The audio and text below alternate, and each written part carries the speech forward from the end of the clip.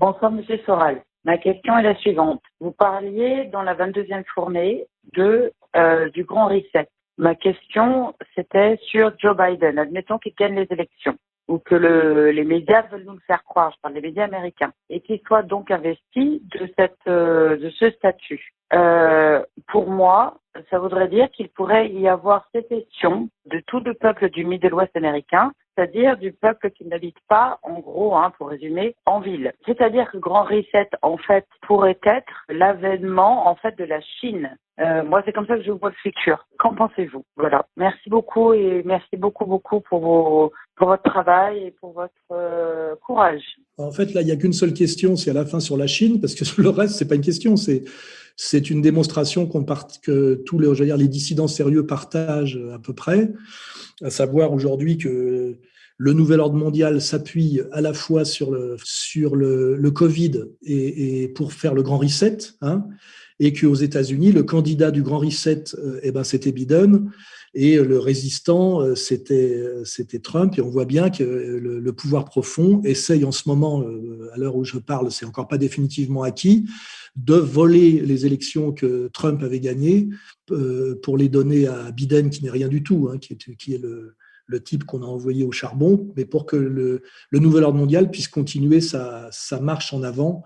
Et effectivement, le nouvel ordre mondial ne peut pas continuer sa marche en avant si les États-Unis lui échappent. C'est l'enjeu actuel et c'est pour ça que c'est ultra violent.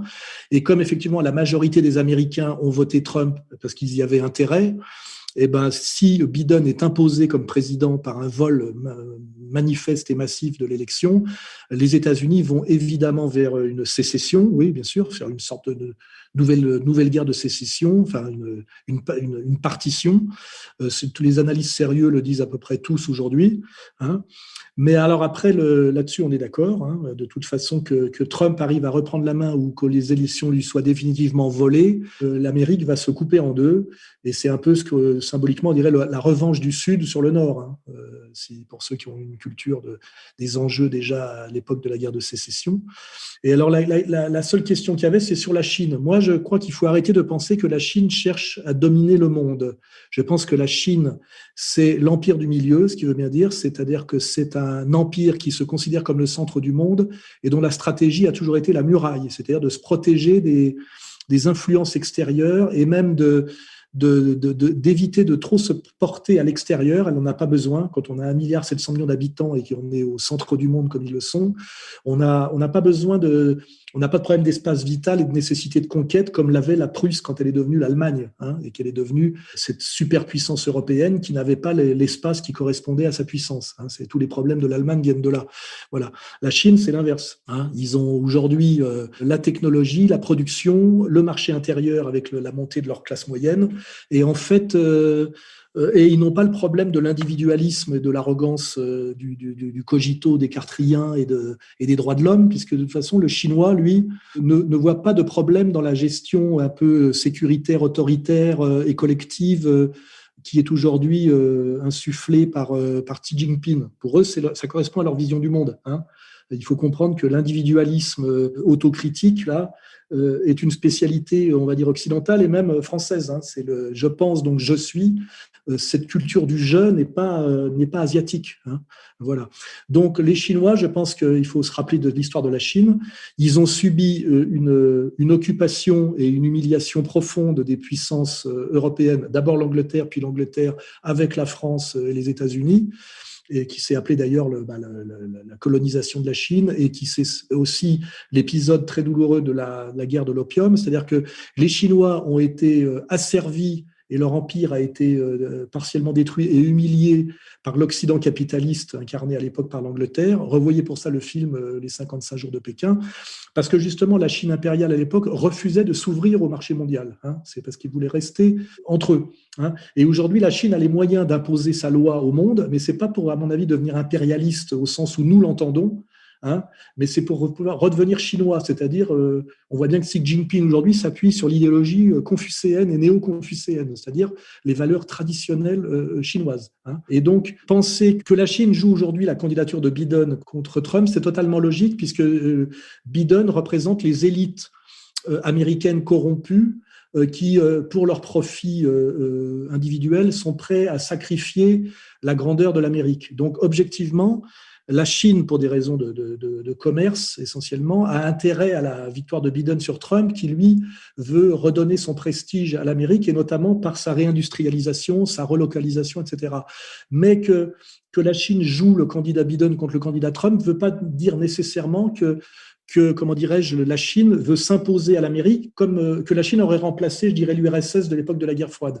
L'URSS, il y avait derrière une idéologie mondialiste qui se battait à mort. C'était communisme contre libéralisme. C'était deux systèmes mondialistes hégémoniques en lutte. Il y en a un qui a triomphé de l'autre. Alors que l'idéologie chinoise, si on va la chercher, on peut la trouver dans le néo-confucianisme, n'est pas une idéologie, comment dirais-je, de conquête du monde. C'est une idéologie, je vous dis qu'il faut qu'on trouve entièrement dans deux concepts, c'est la muraille et la notion d'empire du milieu. Et on sait que les Chinois, bien avant Christophe Colomb, avaient techniquement les moyens de construire des grands bateaux qui leur auraient permis, comment dirais-je, de la conquête et même de se projeter par les mers loin de leur espace naturel, et qu'ils y ont renoncé par sagesse politique, parce qu'ils se méfiaient effectivement de la corruption et de la, comment dirais-je, du métissage que ça pouvait représenter. Par exemple, je vais prendre un exemple très, très clair. Dans le nouvel ordre mondial aujourd'hui, qui essaye de continuer sa marche forcée par le Grand Reset, il y a la notion de Big Tech, avec la 5G, qui demande d'ailleurs le nanopuçage du faux vaccin. Et souvent, on prend comme exemple les Chinois. C'est vrai que les Chinois le font, mais ils le font pour eux-mêmes. Mais si vous regardez la technologie que nous employons, nous, déjà, pour asservir les peuples occidentaux, cette technologie, ce Big Tech, est entièrement israélien. Voilà. Donc, ne nous trompons pas d'ennemis. Les Chinois ne sont pas nos amis, mais revoyez le film de Jean-Yann, Les Chinois à Paris, qui était assez intelligent d'ailleurs. Les Chinois ont vocation à avoir le contrôle de leur univers naturel, c'est-à-dire la mer de Chine. Bon, ça peut comprendre d'ailleurs à un moment donné le Japon, c'est-à-dire le monde asiatique. Mais en fait, leur idéologie traditionnelle néo-confucéenne les met en garde contre le fait de vouloir justement conquérir le monde à la façon dont nous le concevons, avec notre universalisme à nous, qui est d'ailleurs l'universalisme sans doute déjà du christianisme au départ, puis après l'universalisme du monde technicien. Les Chinois d'ailleurs ne sont pas des universaux, entre guillemets, même déjà pour des questions raciales, quoi. Je veux dire, un asiatique est difficilement confondable avec un occidental. Voilà, c'est un autre monde. Voilà.